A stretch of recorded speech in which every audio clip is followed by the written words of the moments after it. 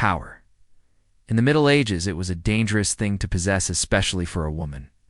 Kings could be cruel, warlords could be ruthless, but when a queen wielded authority with iron resolve, the world trembled. Fear was her language, survival her law. Among all those who ruled from behind gilded thrones and stone keeps, one woman's name carried whispers that froze courtiers in place and made chroniclers tremble as they dipped their quills. Her name was Brunhilda of Austrasia, a queen whose strength and fury reshaped an empire, whose legacy of ambition and vengeance outlived the men who sought to erase her. Born around the year 534, Brunhilda entered history not as a conqueror or saint, but as a Visigothic princess. Her father was King Athanagild of Hispania, a man of wealth and war. When she was married to King Sigebert I of Austrasia, one of the Frankish kingdoms carved from the ruins of Rome, she was meant to be a diplomatic bridge of peace offering in silk and gold. But what stepped into that royal court was more than a princess. It was a mind that refused to be ornamental. The Frankish kingdoms were wild, fractured, and soaked in blood. Rival kings plotted against one another, brothers murdered brothers, and alliances were as fragile as parchment in the rain. Brunhilda quickly learned that her survival depended on strength, intelligence, and fearlessness. She was educated, shrewd, fluent in multiple languages, and, above all, unafraid to speak her mind. Her beauty was legendary, but her will was stronger still. In a world where queens were expected to bear heirs and stay silent, Brunhilda watched, listened, and began to weave her own web of influence. Her first great trial came not long after her marriage. Her sister Galswintha was wed to Sigebert's half-brother Chilperic, the king of Neustria.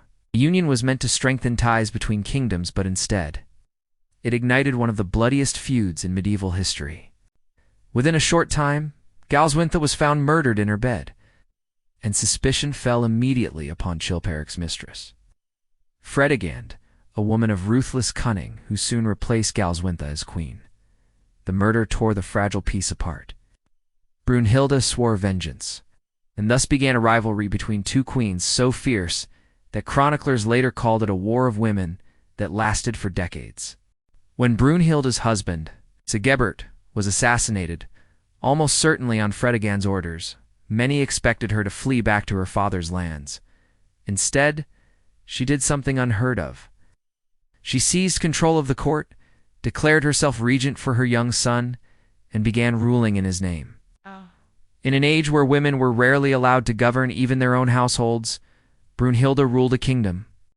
She tightened the administration, reformed taxes, strengthened cities, and imposed discipline on the nobility.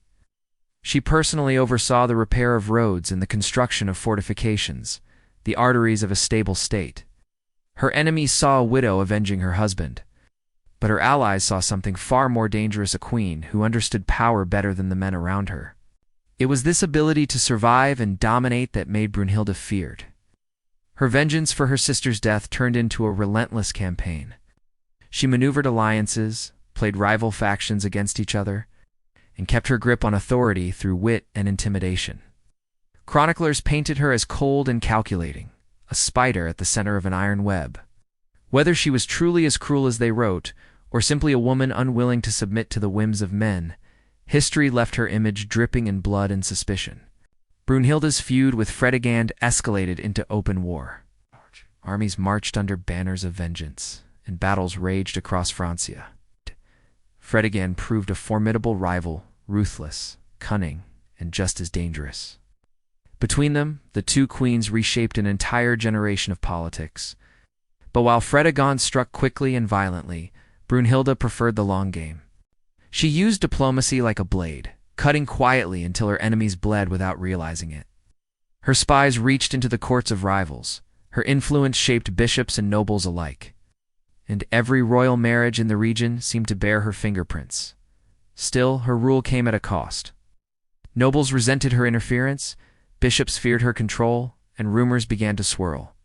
Stories of poisonings, executions, and dark bargains haunted her reputation. Chroniclers described her as a tyrant, even a witch labels often used against powerful women throughout history. Yet beneath the slander lay an undeniable truth. Brunhilda's governance brought order, stability, and reform to a fractured land. She was feared because she was effective. Even as she aged, her grip on power did not loosen.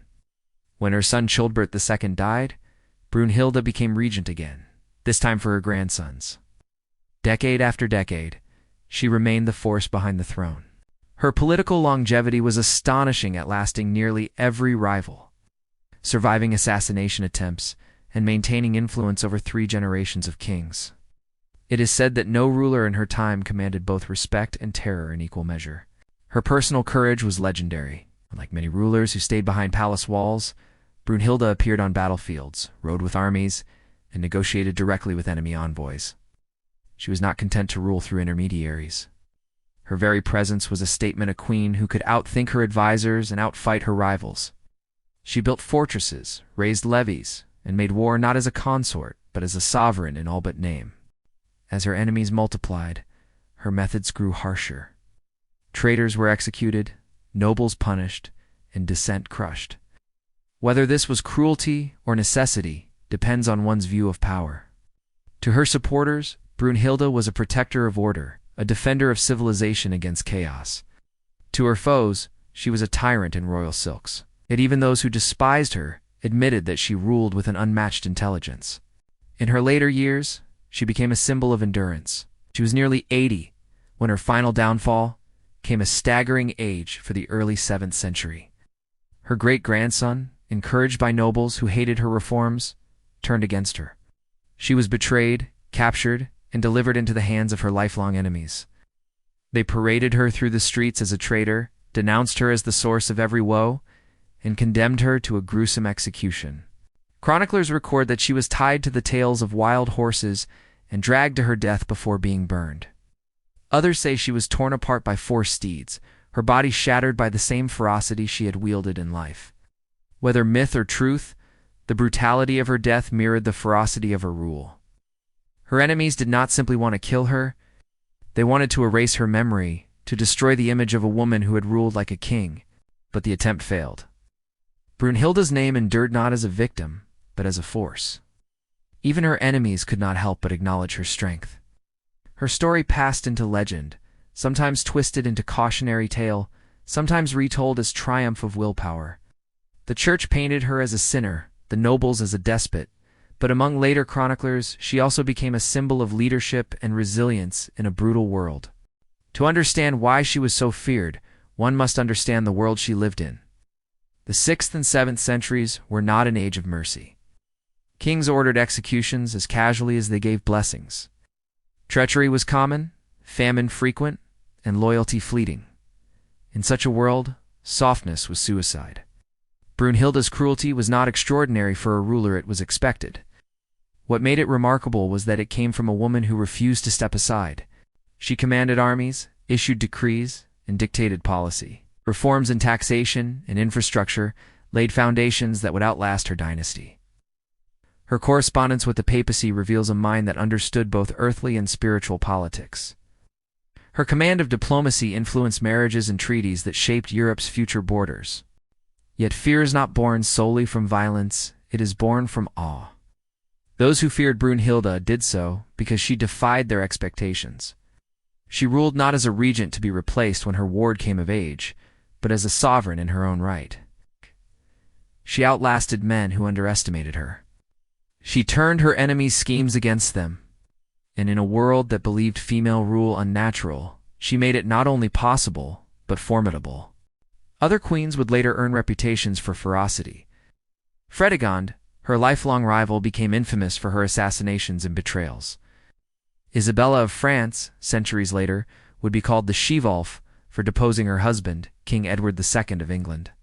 Urraca of Leon and Castile would face rebellion after rebellion, governing amid chaos and scandal.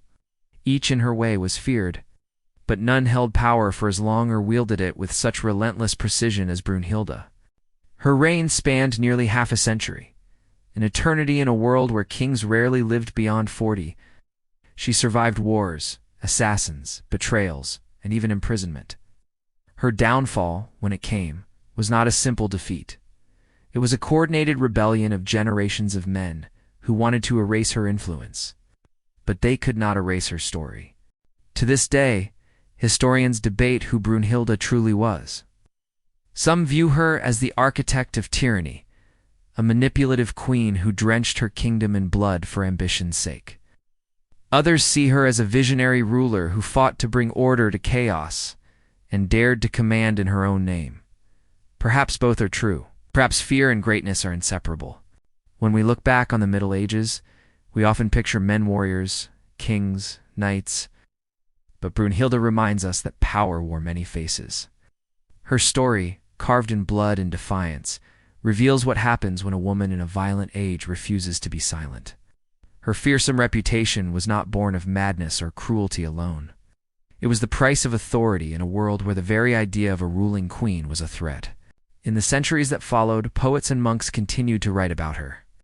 Some turned her into a monster, others into a tragic heroine.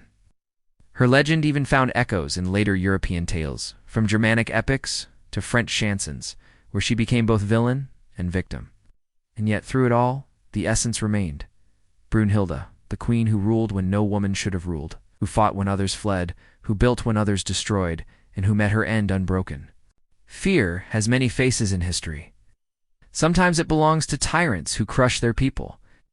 Other times to those who dared to challenge the world's design.